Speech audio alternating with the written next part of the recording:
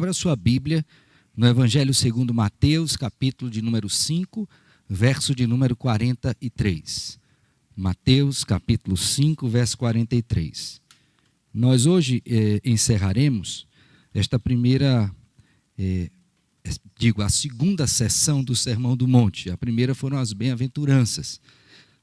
E esta segunda, que teve o seu início no verso de número 17, agora se encerra aqui com estas perspectivas dadas pelo Senhor Jesus Cristo, ajustando a compreensão da lei vigente à época do Senhor Jesus Cristo. Então nós já vimos que Cristo não veio revogar a lei, mas veio cumpri-la, tá? Então isso é muito importante que você observe isto. Também Cristo estabeleceu o padrão de que se a nossa justiça não excedesse a dos escribas e fariseus, nós não entraríamos no reino dos céus. Então, não fomos chamados para viver de modo comum. Comum à época do Senhor Jesus Cristo, certamente a nossa hoje também. Além disso, o Senhor Jesus Cristo tratou da questão do ódio, da ira no coração, do adultério, tratou também acerca dos juramentos, de igual modo da vingança, e finalmente ele vai tratar do amor ao próximo. Eu quero que você note que há um encadeamento de ideias aqui da parte do Senhor Jesus Cristo que culmina com a questão do amor, que é realmente o dom excelente. Então, sem amor, você será vingativo, você não cumprirá os seus juramentos, você odiará o próximo. Então, o fundamento é realmente este último ponto que o Senhor Jesus Cristo coloca nesta sessão. Então, ao ler esse tópico aqui, eu quero que você tenha isto em mente, o que vai ajudar você a compreender a dimensão do que está sendo dito aqui, a importância não somente para estas áreas que foram postas pelo Senhor Jesus Cristo, mas para toda a nossa vida como cidadãos do reino do Senhor. Tendo aberto a palavra do Senhor, nós vamos orar e em seguida procederei com a leitura do texto bíblico. Bondoso Deus, queremos te agradecer porque nos reunimos mais uma vez, em nome do Senhor, para te adorar, e parte dessa adoração é devida na medida em que tomamos a tua palavra em nossas mãos e lemos a mesma, na firme expectativa de que o Senhor, o Espírito, atue em nós e nos conduza à compreensão plena da mesma, de tal sorte que possamos ver a nossa vida modelada segundo o reto padrão da tua palavra. Que o Senhor, o Espírito, atue em nós e nos conforme à semelhança do Senhor Jesus Cristo, o nosso Redentor, em nome de quem oramos com gratidão e perdão dos nossos pecados. Amém. Assim nos diz a palavra do Senhor. Ouvistes que foi dito: amarás o teu próximo e odiarás o teu inimigo. Eu, porém, vos digo: amai os vossos inimigos e orai pelos que vos perseguem, para que vos torneis filhos do vosso Pai Celeste. Porque ele faz nascer o seu sol sobre maus e bons, e vir chuvas sobre justos e injustos. Porque se amardes os que vos amam, que recompensa tendes? Não fazem os publicanos também o mesmo? E se saudardes somente os vossos irmãos, que fazeis demais? Não fazem os gentios também o mesmo? Portanto, sede vós perfeitos, como perfeito é o vosso Pai Celeste. Amém. Meus irmãos, quando nós falamos acerca do amor, eu creio que a sua mente deve vir aquele texto famoso da Escritura Sagrada, que é de 1 Coríntios capítulo 13, que muitas vezes é tomado fora do seu contexto correto.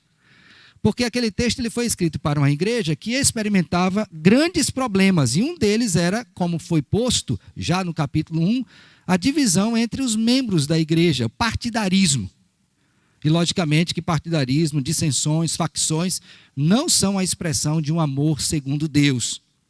Mas foi exatamente para esta igreja que o apóstolo Paulo escreveu isto, mostrando para eles que, em essência, a raiz do problema que eles enfrentavam não era outra senão o cumprimento deste grande mandamento, de amar a Deus acima de todas as coisas e ao próximo como a si mesmo. O fato é que o tempo passou e ainda hoje a gente luta com essa mesma questão. E finalmente, quando vamos observar os relacionamentos que estão quebrados, as questões que acontecem entre nós aqui, povo do Senhor, e até além das nossas fronteiras eclesiásticas, chegaremos à mesma conclusão do apóstolo Paulo. O que falta-nos é amor. E aí a gente percebe que, embora falemos muito sobre isto, citemos esta palavra e até cantemos a música, né, que foi feita a partir desse texto bíblico, por um famoso cantor, né, Renato Russo, que entoou esta canção e ficou assim bem divulgada, a gente sabe pouco do amor. E o que é pior é que a gente não vive segundo esse padrão. Não deveria ser assim, mas acaba sendo. Mas uma vez que eu digo que sou cidadão do reino de Deus e fui posto nessa condição pela graça do Senhor, uma das coisas que eu preciso fazer é aprender acerca deste amor e praticá-lo. Porque isso é uma ordenação do Senhor para todos aqueles que são cidadãos do seu reino. Nesta noite eu queria que pensássemos sobre o seguinte, que os cidadãos do reino de Deus devem amar ao próximo, mesmo quando forem seus inimigos. Se você é cidadão do reino de Deus, se você foi chamado pelo Senhor para isto, para ser cidadão deste reino, se você veio através do arrependimento da fé em Cristo Jesus, é natural que se espere de você nada menos do que amar ao próximo, mesmo quando ele for o seu inimigo. E aí, irmãos, quando o Senhor Jesus Cristo trata desse assunto, o maior parâmetro, o paradigma disso é o próprio Senhor Jesus Cristo. E basta você olhar para os capítulos iniciais do Evangelho segundo Mateus, que você já vai perceber essa demonstração de amor. Por exemplo, qual seria a razão pela qual o Senhor Jesus Cristo viria, habitaria entre nós encarnado? Por que Cristo se submeteria a tamanha perseguição e humilhação que ele sofreu desde o ventre materno? Porque ele se sujeitaria, irmãos, ao batismo, além do cumprimento da lei. Quando olhamos para estas coisas, percebemos que não foi outra coisa que moveu o Senhor Jesus Cristo, senão o amor. O amor. O evangelista João diz que Deus amou o mundo de tal maneira que deu o seu Filho unigênito para que todo aquele que nele cresce não perecesse, mas tenha a vida eterna. A Bíblia nos diz que nós o amamos porque ele nos amou primeiro. Que o amor de Deus fica revelado na medida em que dá o seu Filho, o justo, pelos injustos. Então, quando Cristo vai falar disso aqui, ele não está falando de algo que ele não conhece. Na verdade, ele está falando da sua própria essência, porque Deus é amor. É isto que João nos diz na sua primeira epístola. Então, se eu sou cidadão do reino de Deus, uma das coisas que eu preciso aprender é sobre isto. Porque fui amado pelo Senhor. E como tal, devo amar ao próximo como o Senhor me ordena. Então, à luz desse texto, eu queria que nós pensássemos por que o cidadão do reino de Deus deve amar ao próximo, inclusive quando ele for seu inimigo. E o texto nos dá 3 razões que eu quero compartilhar com os irmãos. A primeira delas, irmãos, é porque devemos amar ao próximo porque somos filhos de Deus. Você ama ao próximo, inclusive quando ele for seu inimigo, porque você é o quê? Filho de Deus. Note comigo, por favor, verso de número 43 a 45. Ele diz assim: ouvistes que foi dito, amarás o teu próximo e odiarás o teu inimigo. Eu, porém, vos digo, amai os vossos inimigos e orai pelos que vos perseguem, para que vos torneis filhos do vosso Pai Celeste, porque ele faz nascer o sol sobre maus e bons e vir chuva sobre justos e injustos. Note bem o que é dito pelo Senhor Jesus Cristo. Primeiramente, ele vai fazer, como de costume, nesta sessão, a correção da visão vigente à época. Ele diz assim: ouviste que foi dito. O que era dito? Amarás o teu próximo e odiarás o teu inimigo. Só que se você for pegar toda a Escritura, essa segunda parte, odiar o inimigo, não existe. Não há no texto bíblico. Pelo contrário, o que temos é tão somente a primeira parte, que é uma ordenação que está no livro de Levítico. De tal maneira que o Senhor Jesus está dizendo o seguinte: olha, eles acrescentaram algo que não deveria fazer.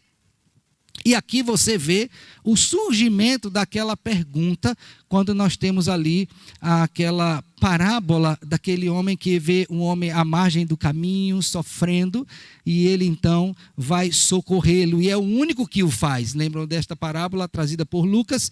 Abra sua Bíblia aí em Lucas capítulo 10, para que você perceba isto. Em Lucas capítulo 10, nós temos a parábola conhecida como a parábola do bom samaritano. A partir do verso 25 de Lucas capítulo 10 até o verso de número 37, você tem todo o desenvolvimento desta parábola. E note bem que ela foi dada a partir de um questionamento, a saber, vou ler a partir do verso 25. E eis que certo homem, intérprete da lei, se levantou com o intuito de pôr Jesus à prova e disse-lhe: Mestre, que farei para herdar a vida eterna? Então Jesus lhe perguntou: que está escrito na lei? Como interpretas? A isto ele respondeu: amarás o Senhor teu Deus de todo o teu coração, de toda a tua alma, de todas as tuas forças, de todo o teu entendimento. E amarás o teu próximo como a ti mesmo. A primeira e a segunda tábua da lei. Então Jesus lhe disse: respondeste corretamente, faze isto e viverás. Mas qual era o problema da época? Quem é o meu próximo? Quem é o meu próximo? E aí ele diz, olha o que o Senhor Jesus Cristo disse. Ele, porém, querendo justificar-se, perguntou a Jesus: quem é o meu próximo? Jesus prosseguiu dizendo: certo homem. E aí ele vai dizer quem era este próximo, o próximo do homem. Observe bem que nesta porção aqui de Lucas capítulo 10, temos expressado o problema que está posto em Mateus capítulo 5. Porque Jesus diz assim: olha, vocês não devem amar só aos amigos, mas também aos inimigos. E eles fizeram esse acréscimo: amarás ao teu amigo e odiarás ao teu inimigo. Essa parte não estava lá. Mas como eles chegaram a essa conclusão? Exatamente por este acréscimo, por não saber quem eram os seus inimigos. E lembre que os judeus tinham muitos inimigos que fizeram no cativo. Os egípcios, por exemplo. Outros povos que não permitiam que o povo do Senhor passasse por suas terras. Os edomitas. Então eles disseram o seguinte: olha, vamos amar os nossos irmãos, mas aqueles que não fazem parte, que nós odiamos, então a estes nós não devemos o quê? Amar. E aí Cristo disse: não, está errado. Primeiro, está errado porque não é isso que está escrito na lei.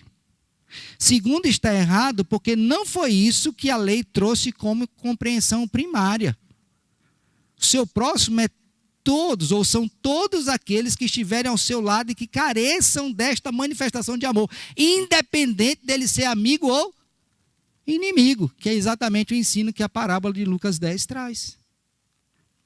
Então o Senhor Jesus Cristo mostra que se você é filho de Deus, você não vai acrescentar palavras à palavra do Senhor, e você vai entender a profundidade daquele mandamento que foi dado originalmente por Deus, que você tem que amar a todos, indistintamente.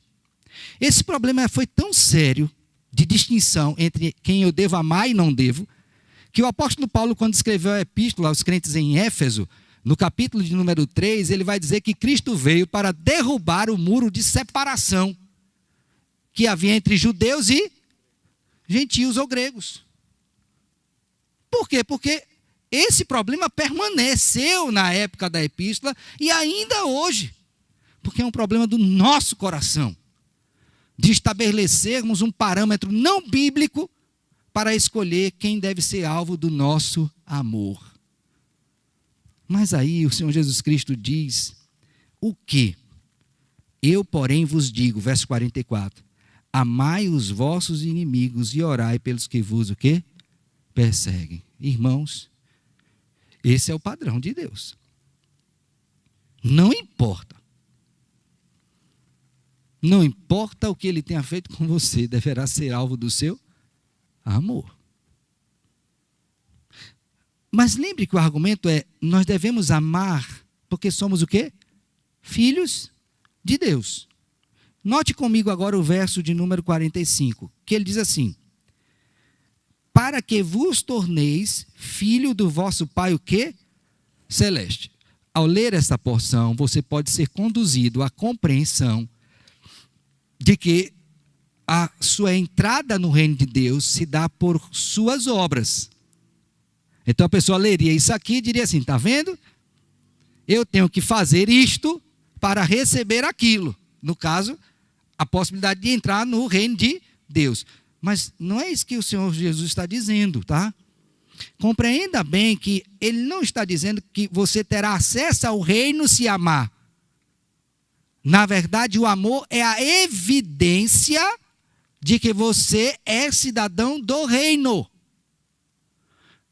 É como se ele estivesse dizendo o seguinte: cadê a sua credencial de que é cidadão do reino?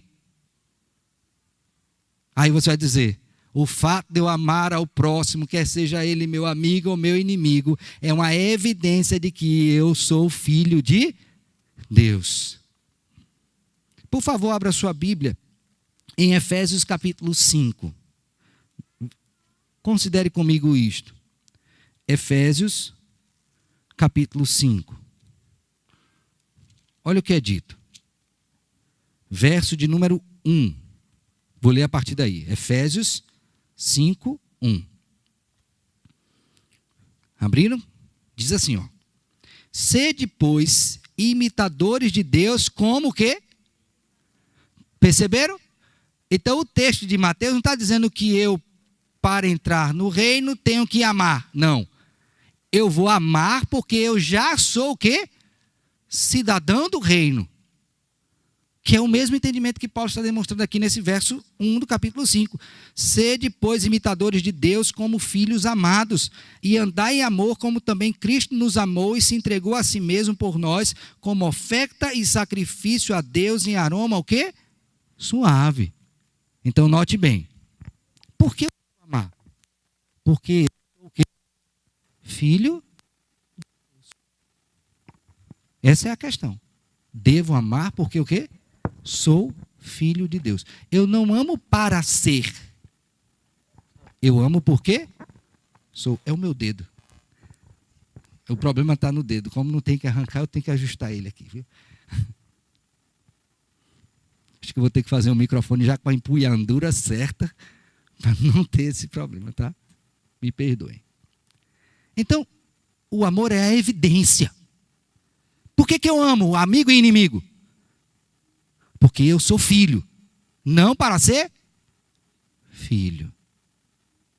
Tanto é que quando nós não demonstramos amor e somos interpelados por alguém que percebe o nosso ódio, diz: mas você não é filho de Deus? Ou em outras palavras, mas você não é crente? O que é que ela está querendo dizer? Cadê a evidência da sua filiação? E aí ele arremata esse ponto dizendo o seguinte: se eu sou filho de Deus, eu tenho que imitar a Deus no amor, não é? E como é que Deus age? Aí veja a parte final do verso 45. Para que vos torneis filhos do vosso Pai Celeste. Agora veja: porque Ele faz nascer o seu sol sobre maus e bons, e também vir chuva sobre justos e... Então, quando Deus revela o seu amor, Ele faz acepção de pessoas? Não. E a evidência clara disto é que Ele manda sol e chuva sobre todos.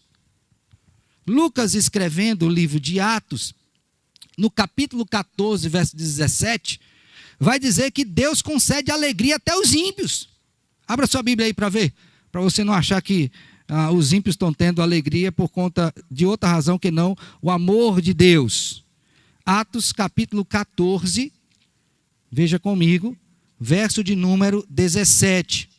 Diz assim: contudo, não se deixou ficar sem testemunho de si mesmo, ele está falando de Deus, fazendo o bem, dando-vos do céu chuvas e estações frutíferas, enchendo o vosso coração de fartura e de o quê? Alegria. Qual é a fonte disso aqui para o ímpio? É Deus, meu filho. Às vezes o pessoal entra aqui para fazer limpeza no seminário, e aí para um caminhão aqui, eu olhei agora aqui para o lado, né? Para tirar esse entulho e tal. E aí durante essa retirada do entulho, eles param embaixo desse cajueiro que eles nunca plantaram, nunca regaram, mas aí eles pegam um cajuzinho e chupam ali, depois chupam uma manga. Isso é expressão de quê, irmão? Da bondade de Deus, do amor do Senhor por sua criação. E ele não fez acepção.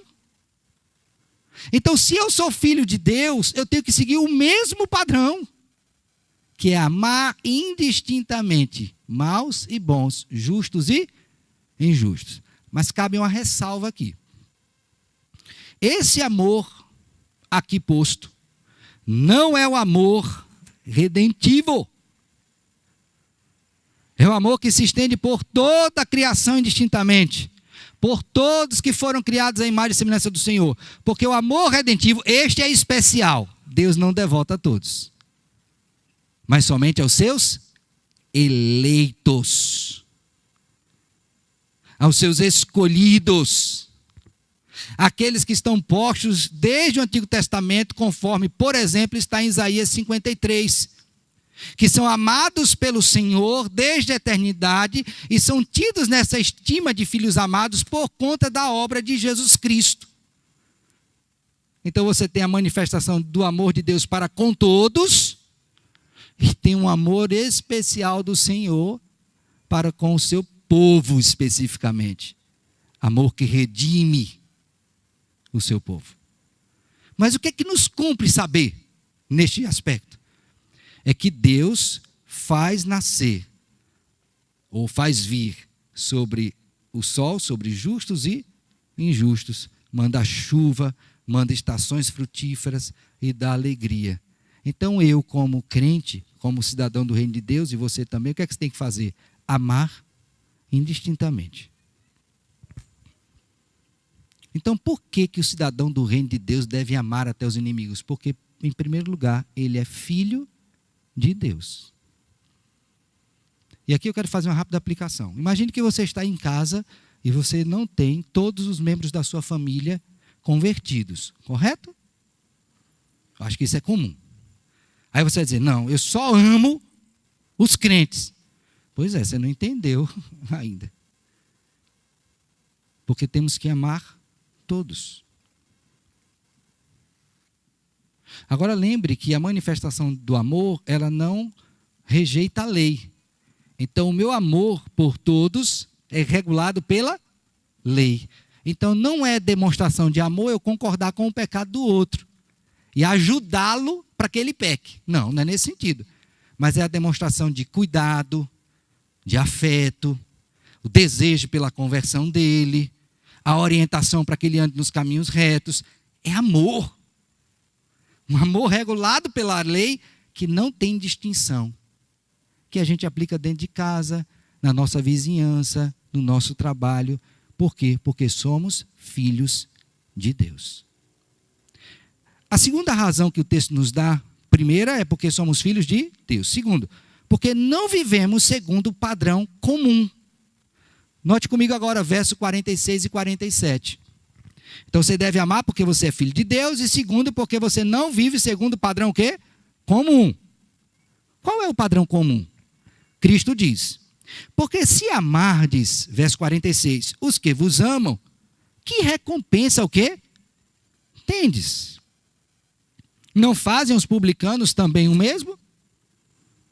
E aí o segundo exemplo que ele dá. E se saudardes somente os vossos irmãos, que fazeis demais? Não fazem os gentios também o mesmo?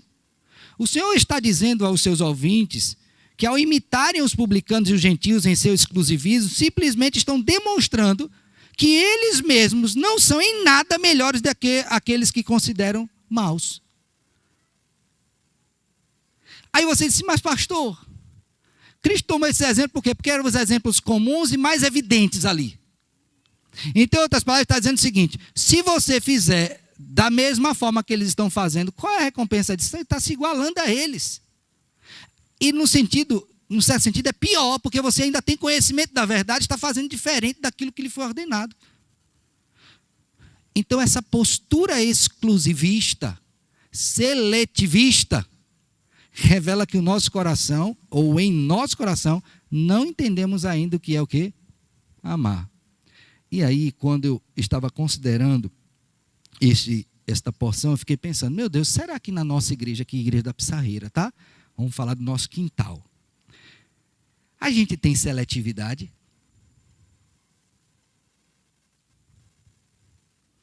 Será que a gente fala com todo mundo, indistintamente? É para você, meu irmão, membro desta igreja, tá? Me perdoem os visitantes, você pode até considerar na sua particularidade, mas eu queria que você, membro da igreja, pensasse. Quando você entra na igreja para cultuar a Deus, quando você sai, você passa pelo irmão e cumprimenta só aquele que vai para a lanchonete com você, que você chama na sua casa, que tem algum tipo de atividade estética com você, não é? Afinidade, digo. É assim que você faz? A partir das crianças? Ou você acha que as crianças também não são seletivas para o mal? Então, quando Cristo diz isso, ele não está falando de uma realidade que está distante de nós, não. Ele está falando de algo que está do nosso lado e, para ser pior, dentro de nós.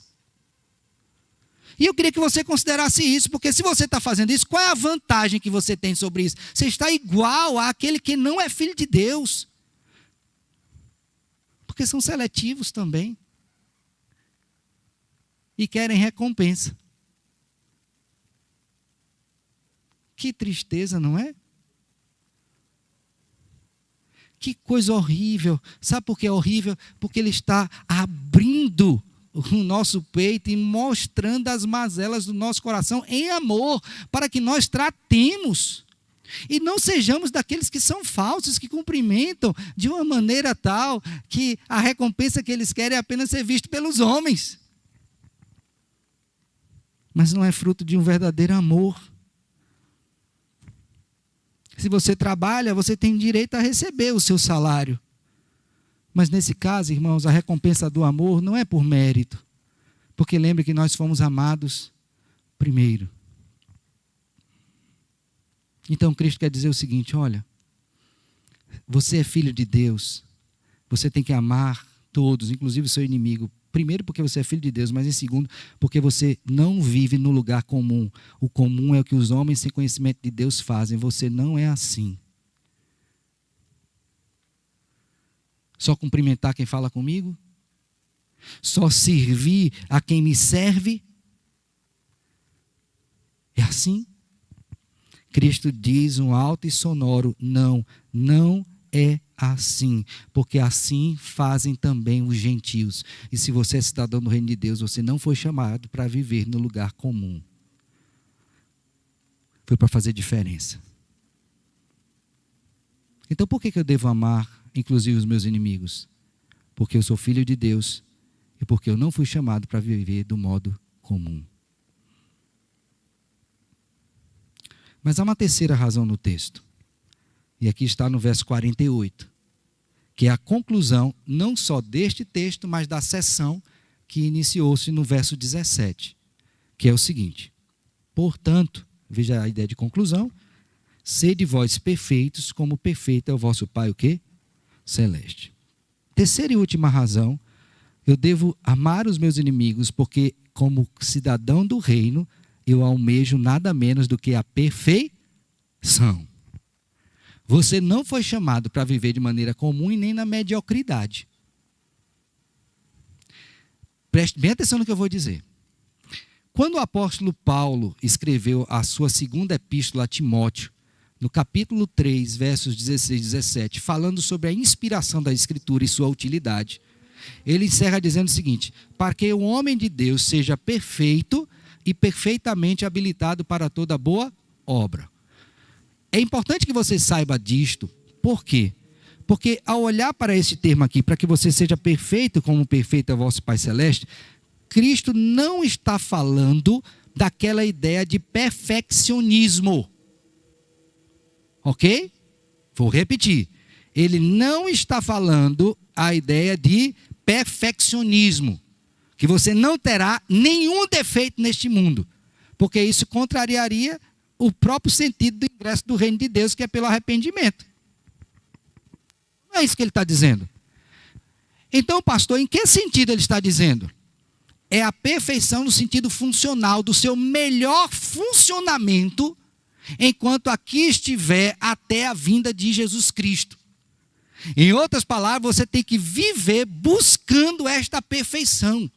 Cada dia mais você tem que amar mais e melhor. Por isso, sede perfeitos, como perfeito é o vosso Pai celeste. A outra coisa é que você jamais será perfeito em amor como Deus, por favor. Lembre que quando Cristo vier, nós seremos aperfeiçoados em santidades, mas perfeito como Deus jamais, porque somente Deus é perfeito. A criatura não pode ser igual ao Criador. Isto é pacífico. Então, o que Cristo quer dizer é o seguinte, que você como cidadão do reino de Deus, vivendo aqui na terra, você tem que buscar todo o tempo a perfeição. E no caso específico aqui, a perfeição do amor. A sua vida deve refletir isto. Nos seus pensamentos, nos seus desejos para com Deus e para com o próximo, nas suas atitudes, nas suas palavras, buscar a perfeição que Deus ordena em sua palavra. E lembre que eu falei perfeição funcional. Então, como cidadão do reino, você tem que funcionar da melhor forma aqui. Por isso que todo dia nós precisaremos de santificação. Todo dia. O dia todo. Todo dia, o dia todo. Até Cristo voltar, quando seremos finalmente aperfeiçoados em santidade. Vamos ver um exemplo disso, por favor? Abra sua Bíblia em Filipenses capítulo 3. O apóstolo Paulo estava ciente disto. Eu vou dar 2 exemplos aos irmãos, tá? O primeiro é esse aí de Filipenses, capítulo de número 3. Eu vou ler a partir do verso 7. Note bem, ao ler esse texto, o desejo que o apóstolo tem de melhorar, ser aperfeiçoado, caminhar rumo à perfeição, tá? Então, Filipenses, capítulo 3, verso 7. Vou ler a partir daí. Mas o que para mim era lucro, isto considerei perda por causa de Cristo. Sim, deveras considero tudo como perda por causa da sublimidade do conhecimento de Cristo Jesus, meu Senhor, por amor do qual perdi todas as coisas e as considero como um refúgio para ganhar a Cristo e ser achado nele, não tendo justiça própria que procede de lei, senão a que é mediante a fé em Cristo Jesus, a justiça que procede de Deus baseada na fé, para o conhecer e o poder da sua ressurreição e a comunhão dos seus sofrimentos, conformando-me com ele na sua morte, para, de algum modo, alcançar a ressurreição dos mortos.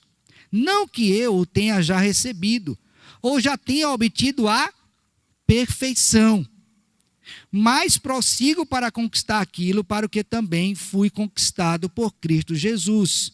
Irmãos, quanto a mim, não julgo havê-lo alcançado, mas uma coisa faço, esquecendo-me das coisas que para trás ficam e avançando para as que diante de mim estão, prossigo para o alvo, para o prêmio da soberana vocação de Deus em Cristo Jesus.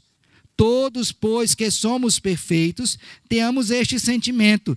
E se porventura pensais de outro modo, também isto Deus vos esclarecerá. Todavia andemos de acordo com o que já alcançamos. Está vendo? Paulo tem consciência de que é santo, foi justificado pelo Senhor, nasceu de novo, mas ele continua progredindo. É isso que Jesus está ensinando lá. Sede perfeitos, como perfeito é o vosso Pai celeste. Segundo exemplo que eu quero dar, abra sua Bíblia agora na primeira epístola de Paulo aos Tessalonicenses. Primeira epístola de Paulo aos Tessalonicenses. E considere comigo o que ele vai dizer como instrução a esta igreja sobre esta busca por perfeição. Capítulo 3, verso de número 11. 1 Tessalonicenses 3, 11. Diz assim: Ora, o nosso mesmo Deus e Pai e Jesus, nosso Senhor, dirijam-nos o caminho até vós, e o Senhor vos faça crescer e aumentar no amor uns para com os outros, e para com todos, como também nós para convosco, a fim de que seja o vosso coração confirmado em santidade, isento de culpa, na presença de nosso Deus e Pai, na vinda de nosso Senhor Jesus, com todos os seus, o quê? Santos. Você percebeu? Ele diz assim, olha, eu estou orando, pedindo a Deus, para que vocês cresçam e aumentem no amor. O que é isto? O desejo por crescimento espiritual, a busca pela perfeição. Então, por que eu devo amar o meu irmão? Não somente porque eu sou filho de Deus, não somente porque eu não devo viver num lugar comum, mas também porque eu fui chamado para viver buscando a perfeição na vida cristã. Eu não posso me contentar com uma vida medíocre. Dizer, isso mesmo, eu já fui salvo, então eu posso fazer de qualquer jeito, posso falar de qualquer jeito. Não é assim. Você tem que buscar cada dia em Cristo, pelos meios que Ele deixou, ser aperfeiçoado em santidade. Ser santificado. Amar mais. E mais. E mais. E um pouquinho mais. E ainda mais até Cristo voltar. Então nós temos aqui 3 argumentos. O cidadão do reino de Deus deve amar ao próximo, inclusive quando ele for seu inimigo. Primeiro, porque ele é filho de Deus. Segundo, porque ele não foi chamado para viver num lugar comum, na mediocridade. E terceiro, porque ele vive buscando a perfeição como cidadão do reino. E isto na dependência do Senhor Jesus Cristo. Qual é o interesse desse texto para nós hoje? E eu destaquei aqui algumas coisas que eu quero finalizar com elas. Primeiro, tenha cuidado com o padrão de amor apresentado pelo mundo, ainda que venha de religiosos. O amor que não contempla a totalidade da lei do Senhor não é o padrão verdadeiro que devemos seguir. Por favor, irmão, e aqui é meu pedido, não é do Senhor, que Deus não pede por favor a ninguém. Lembre disso. Não se adeque ao padrão de amor que o mundo diz que é amor. Um amor que é licencioso, um amor que não contempla a santidade, não é o amor que Deus nos ordenou. Portanto, um pai disciplina um filho porque ama. Meu dedo de novo. Você já tem ouvido que disciplinar talvez seja um exemplo não de amor, mas de ódio. E aí agora, como é que faz? Que padrão eu sigo? Talvez você já tenha visto que é bom para o amor incitar o ódio, o ciúme. Mas onde é que está isso na Bíblia?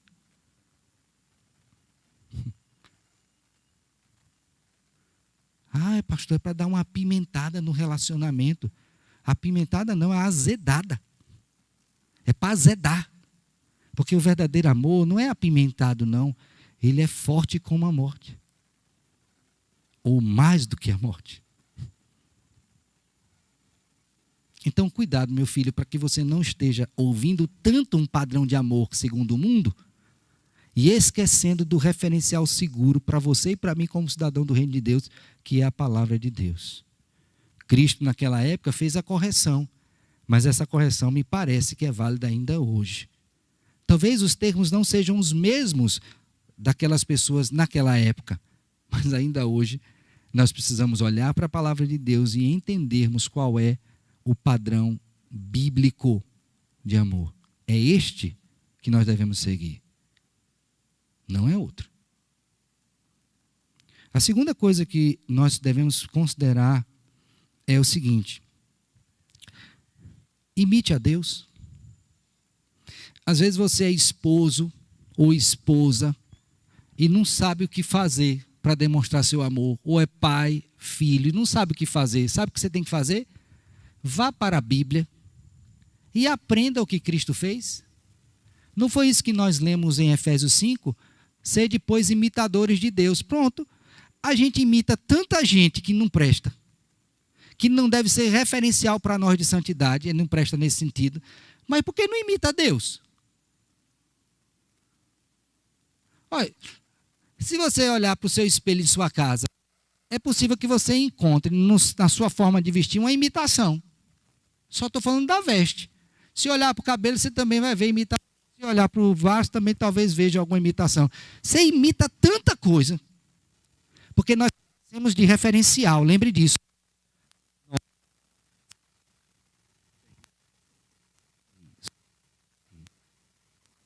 Eu acho. agora. Pronto. Fica aqui, Felipe, do meu lado. E tá ouvindo? Obrigado. Nós imitamos tanta coisa. Não é? Mas por que não imitamos ao Senhor? Por que não imitamos a Deus? Pare para pensar nisso. Você imita tanto, tanto, tanto, tanto, mas não quer imitar Deus, por quê? Se você é filho dele, ou pelo menos diz ser. Sede perfeitos, como perfeito é vosso Pai. Lembre que o vosso Pai Celeste dispensa sol e chuva sobre justos e injustos, sobre bons e maus. Imite a Deus. Nós somos carentes de referencial, porque nós fomos criados à imagem e semelhança de Deus. Então a gente tem um referencial divino. Com a queda, nós mudamos o eixo da nossa referência, que era Deus, agora a gente projeta para quê? Para a criação.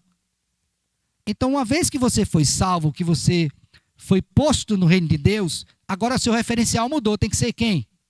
É Deus. Então, imite a Deus. Imite a Deus no seu pensamento, imite a Deus na sua fala, imite a Deus nas suas vestes, os princípios de santidade nas vestes, imite a Deus na forma como você come, imite a Deus na forma como você bebe, imite a Deus na forma como você ama. Imite ao Senhor. Somos imitadores de Deus. O apóstolo João, escrevendo a terceira epístola, disse: amado, não imites o que é mal, mas o que é bom. Então imite a Deus. Quer aprender a amar, Marcelo? Amar Jéssica e o futuro aí, rebento? O que é que você tem que fazer? Vá para a palavra, aprenda como Deus diz para amar a esposa, aprenda como Deus diz para amar o filho ou a filha, não sabemos ainda, e faça o quê? Igualzinho como ele mandou. Faça tudo o que o seu mestre mandou. Pronto. Ele vai te dar graça para isso. E aí vem a terceira coisa. Não se contente com a mediocridade cristã. E aqui eu vou botar mediocridade cristã entre aspas. Eu estou falando do falso cristianismo, que se diz ser, mas não é. É interessante como a gente tende a se acomodar com o que não presta, né? Por causa da nossa natureza caída. Mas não se acomode não, por favor. Mais uma vez minha fala. Ah, é assim mesmo, pastor. Esse mundo é assim mesmo. Eu digo, e você que está no mundo é assim mesmo também? Porque o mundo é assim, você vai ser assim? É a filosofia Gabriela? Eu nasci assim, eu vivi assim, você sempre assim? Não, Cristo te chamou para mudar. Ele te mudou. Ele transformou seu coração, então pare de viver nesta mesmice. E aqui não é linguagem triunfalista, eu estou falando de vida cristã, de pureza. Saia disso, filho. Saia disso. Finalmente, é possível que ao nos deparar com a triste realidade do nosso coração, a gente diga, Senhor, como eu tenho pecado nisso? Meu Deus, eu achei que eu amava, mas não era amor. Pelo menos não era amor para o próximo, para contigo, era para comigo mesmo. Como eu me amo, Senhor. Me amo tanto que é pecaminoso isso. Eu tomei literalmente, amar o próximo a ti mesmo. Ele disse, não, amar o próximo como você já se ama. O tanto que você se ama, você ame o outro. Já pensou se a gente fizesse isso? Como as nossas relações seriam diferentes? Mais azeitadas? Não azedadas, azeitadas? Como seria bom? Mas aí você vai se deparar com, como eu disse, a triste realidade. Senhor, eu não sei amar. Ou às vezes, quando eu sei o que fazer, eu não faço. Deus, tenha misericórdia. Peça perdão ao Senhor. Diga, Senhor, me perdoe. Peça perdão para aquela pessoa que você não demonstrou amor. Chegue na sua casa, converse com o seu cônjuge. Converse com o seu irmão aqui da igreja. Não deixe para amanhã, resolva esse negócio logo. Porque senão o seu coração, meu filho, cada dia que passa vai ficando pior. E não é isso que o nosso Deus bondoso quer. Então se arrependa. Se você não sabe como voltar, porque já está longe do caminho que deveria estar, peça ajuda para alguém lhe balizar. Quem sabe até pegar na sua mão e lhe botar nas costas e levar até o ponto que você tem que estar. Mas volte. Porque o Senhor Deus dá graça. Porque você deve lembrar que o ingresso no reino de Deus se deu por meio do arrependimento, que é uma graça do Senhor. E o mesmo Deus que lhe trouxe para o seu reino, também lhe conduzirá no seu reino. Então Ele não vai te abandonar. Ninguém mais do que o Senhor quer que você aprenda a amar e ame. Então diga: Senhor, me perdoe e me ajude. Me dê graça. Que seja um amor abnegado,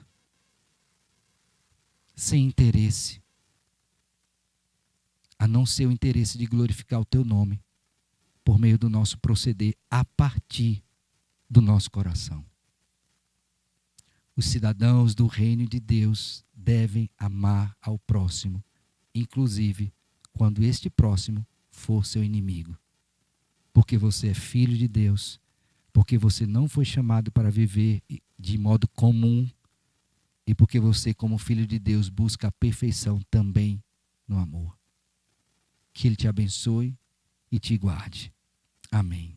Vamos ficar de pé e vamos orar ao nosso Deus.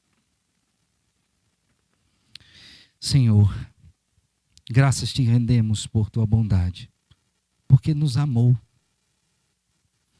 Graças te rendemos porque, tendo nos amado, também nos ensina a amar. E nós te pedimos, ó Deus, que nos ajude a fazermos isto. Pedimos perdão pela nossa transgressão neste particular e, ao mesmo tempo, rogamos a graça do Senhor para trilharmos novos caminhos, caminhos retos. Ajuda-nos, pois, ó Deus, que o teu Santo Espírito nos incomode até que ajustemos a nossa conduta, para que sejamos como nosso Pai Celeste.